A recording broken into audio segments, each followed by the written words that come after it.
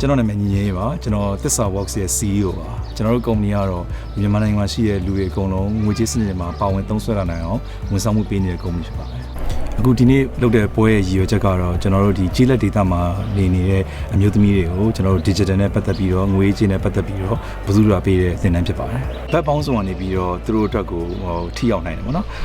သူကငွေကြေးကဏ္ဍလည်းဖြစ်နိုင်တယ်သူရဲ့ပုဂ္ဂလိကရေးရာမော်ဒယ်သတင်းချက်လက်ကိုဥစားဒီရယူတဲ့နည်းတွေအစမျိုးစုံဖြစ်နိုင်တယ်ပေါ့နော်အဲ့တော့ဒီငွေကြေးနဲ့ပတ်သက်တာဆိုလို့ရှိရင်ဒီ online ပေါ်ကနေပြီးတော့နောက်ဆိုလို့ရှိရင်ပတ်စံချီလို့ရတဲ့နည်းတွေပေါ်လာမယ် online ပေါ်ကနေပြီးတော့မှဒီတခြားနည်းတဲ့စာရှင်စေးသက်တာတဲ့တကယ်ဝန်ဆောင်မှုတွေပေါ်လာတာရှိမယ်ဒါပေမဲ့အဲ့ဒါတွေသုံးတတ်ဖို့ဆိုလို့ရှိရင်ကိုကဒီလိုမျိုးနည်းပညာတွေသုံးတတ်ဖို့လိုတယ်အဲ့တော့အဲ့ဒါတခုပြီးလို့ရှိရင်လည်းတချို့ဆိုလို့ရှိရင်ဒါဒီ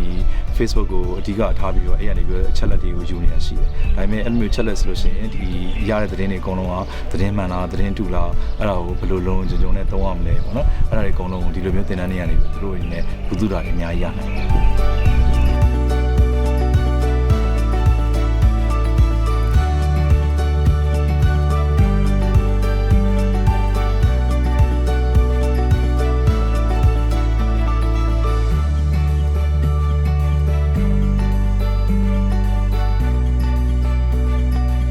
ကျွန်တော်နာမည်တော့မျိုးမင်းစောပါကျွန်တော် organization ကတော့ကျွန်တော် Social Facial Microfinance Company Limited ကပါကျွန်တော်လက်ရှိမှာကျွန်တော် General Manager အနေနဲ့တာဝန်ထမ်းဆောင်နေပါတယ်ကျွန်တော်တို့ThitsaWorksကပေါ့နော်ကျွန်တော်တို့သင်သားတွေအတွက်ကို financial literacy နည်းပညာနဲ့ပတ်သက်ပြီးတော့သူက technical support လေးပေးခြင်းတယ်ပေါ့ပေးခြင်းတော့အသင်းသား1000လောက်ကိုကျွန်တော်တို့စုစည်းပေးဖို့ကမ်းလှမ်းလာတယ်ပေါ့အဲဒီမှာကျွန်တော်တို့ကနေပြီးတော့welcome ဖြစ်တယ်ပေါ့နော်ကောင်းတယ်ကျွန်တော်တို့လည်းဒါကိုယ်အသင်းသားတွေအကျိုးရှိမှာဆိုတော့ကျွန်တော်တို့ကနေပြီးတော့စုစည်းပေးတာဒီဝင်ငွေနှဲပါတဲ့အိမ်အောင်စုတွေကိုကျွန်တော်တို့ကစီးပွားရေးလုပ်ငန်းတွေလုပ်ကင်လာပြီးတော့ဝင်ငွေတွေတိုးတက်လာစေဖို့ဆိုတဲ့ရည်ရွယ်ချက်ပါတယ်ပြီးတော့အမျိုးသမီးတွေရဲ့စွမ်းအင်ကိုမြင့်တင်ပေးဖို့ဆိုတဲ့ရည်ရွယ်ချက်လည်းပါတယ်ဒီအလုပ်ကင်စွမ်းရည်မှာရောပညာရေးစွမ်းရည်မှာရောကျန်တဲ့နည်းပညာတွေပါပြီပေါ့နော်အဆင့်ဆင့်တိုးတက်လာမယ်စီရေးဆိုတဲ့ရည်ရွယ်ချက်နဲ့ပဲကျွန်တော်တို့ဆောင်ရွက်တာဖြစ်တယ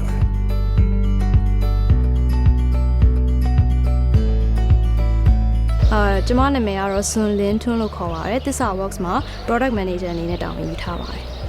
Pite Pite Plus ကပေါ့နော်အဓိကကတော့ဒီငွေကြေးနဲ့ digital ဆိုင်ရာအသိပညာပေးတွေကိုပေါ့နော်လူတွေလွယ်ကူကူနဲ့နားလည်နိုင်အောင်လို့လုပ်ထားတဲ့သင်ခန်းစာလေးပေါ့သင်ခန်းစာတူလေးပေါ့ဒါပေမဲ့အဓိကလူတွေဆိုတဲ့နေရာမှာဒီကျေးလက်မှာနေတဲ့အမျိုးသမီးတွေပေါ့နော်အဲ့ဒါကိုအဓိကထားပြီးတော့လုပ်ပေးထားတာပေါ့ဒီသူတို့တွေလွယ်လွယ်ကူကူနဲ့နားလည်နိုင်မယ့်အကြောင်းအရာတွေ Pite Pite Plus မှာပြောပြပေးထားပါတယ်ဒီ mobile wallet နဲ့ပတ်သက်တဲ့အကြောင်းအရာတွေပေါ့ငွေကြေးနဲ့ပတ်သက်တဲ့အကြောင်းအရာတွေဥပမာ bank နဲ့ပတ်သက်တဲ့အကြောင်းအရာတွေဒီ digital ငွေကြေးနဲ့ပတ်သက်တဲ့အကြောင်းအရာတွေပေါ့နော်အဲ့ဒါတွေနဲ့ပတ်သက်ပြီးတော့လဲ Pite Pite Plus မှာလွယ်လွယ်ကူကူနဲ့နားလည်နိုင်အောင်ပြောပြပေးထားပါတယ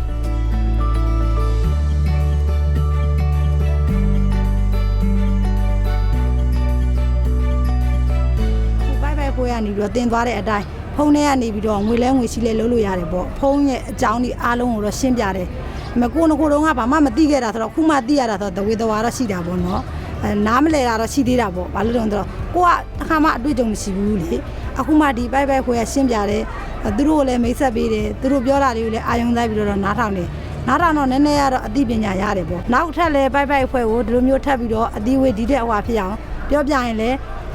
းဖက်ရင်လည်းလာဖို့ချန်အတီးတင်ရှိပါတယ်ဘာလို့လဲဆိုတော့ကိုနားမလဲတာရှိတာနားလဲအောင်လို့ရှင်းပြလို့ပါသူတို့ပြောတာလေးတွေကအကုန်ကောင်းတယ်လေအတီးစင်လေးတွေကလှုပ်ထတာလေးတွေအကုန်ဆင်းပြေပါတယ်ပိုက်ပိုက်ခွဲမဲ့ဘာမှပြောတဲ့အပြစ်မရှိပါဘူးကောင်းလဲကောင်းပါတယ်အတီးစင်လည်းထပ်ပြီးတော့တိုးရှဲပြီးတော့လှုပ်လို့ရှင်လဲအဆင်ပြေမှာပါ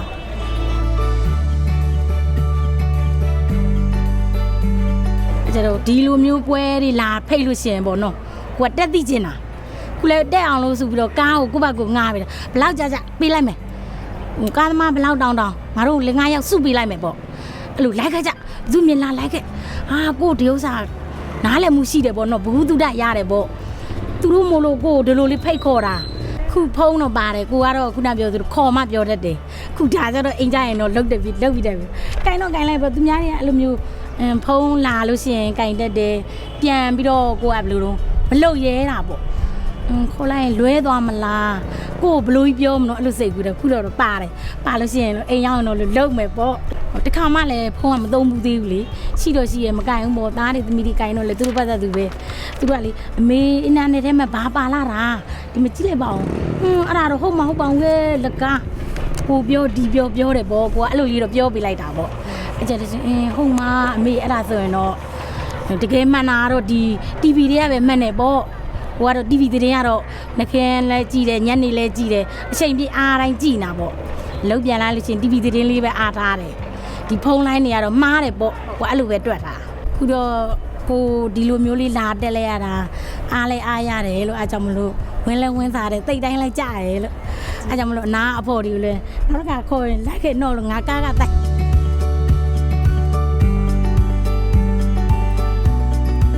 ဒီ ThitsaWorks ကုမ္ပဏီမှာလုပ်နေပါတယ်ညီမရဆုညံ့လို့ပါ business analyst တာဝန်ယူထားပါတယ်ရှင်ဟုတ်ဆွမ်းနာသူတို့လိုက်မင်းနေတဲ့အချိန်မှာတော့သူတို့ရဒီလိုပွဲမျိုးရုံနောက်ပိုင်းပို့ပြီးလုပ်ပေးစီခြင်းနဲ့ပြီးတော့ဒီ UI ဘက်မှာလည်းပို့ပြီးတော့လူများများကိုဖိတ်ပြီးတော့ရှင်းပြစီခြင်းနဲ့ပေါ့နော်ဒီလိုခေါင်းစဉ်တွေပြီးတော့သူတို့ကဒါရတဲ့အလံဝဲရအတွက်ပို့ပြီးတော့ပြပြစီခြင်းတယ်လို့ပြောပါတယ်အခုဒီလို event လုပ်ပြရတော့ကောင်းပါတယ်ဒီလူတွေကအခုတော်တော်များများလဲလာတော့ဒီဟာနဲ့ပတ်သက်ပြီးသူတို့ပို့ပြီးတော့လဲ knowledge တွေပါရှိပါတယ်ပြီးတော့ကျန်သူတို့မသိရတဲ့ဟာတွေဆိုလဲမေးလို့ရတော့ဒီအရင်တော့ဆိုရင်ဒီ insurance တွေပြီးတော့ mobile wallet တွေပါအကြောင်းသူမသိကြဘူးပေါ့နော်အခုဒီလိုပြောပြသွားတဲ့အချိန်မှာတော့သူဒါနဲ့ပတ်သက်ပြီးလဲသိသွားကြတယ်ပြီးတော့မိကုန်းတွေလည်းမေးတော့သူတို့မရှင်းတာတွေဆိုလဲတခါလဲရှင်းသွား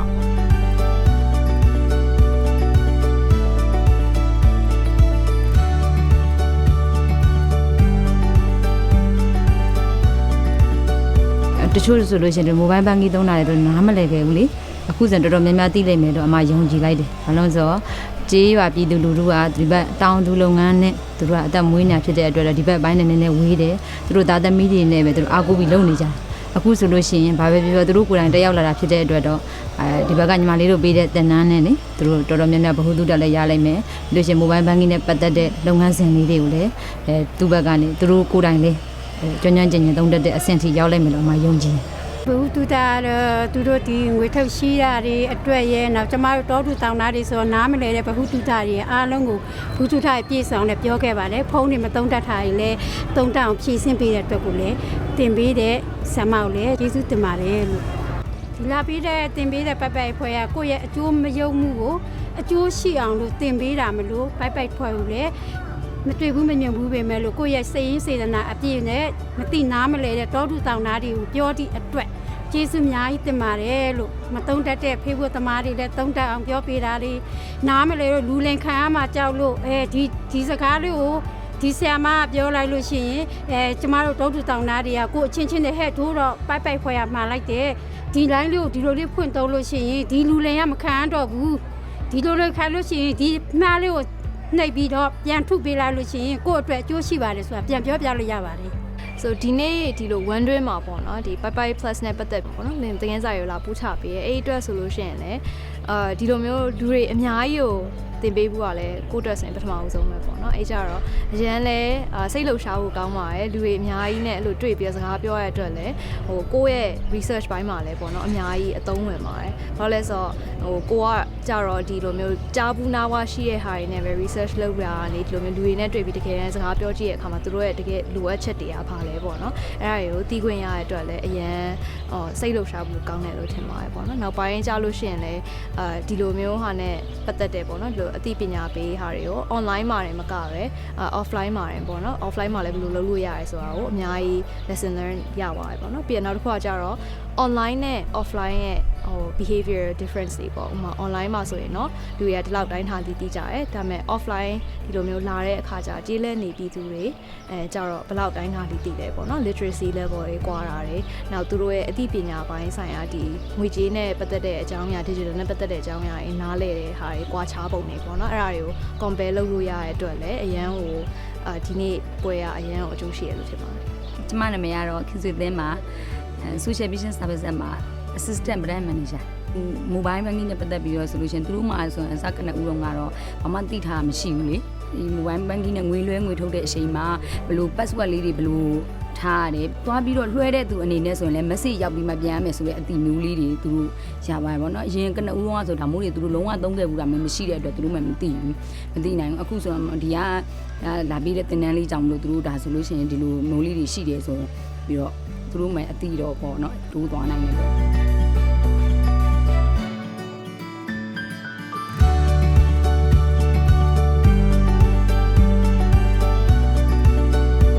သူတို့ပေးတဲ့ message ကတော့သူတို့အနေနဲ့အစင်းနဲ့ပြင်ထားဖို့လိုတယ်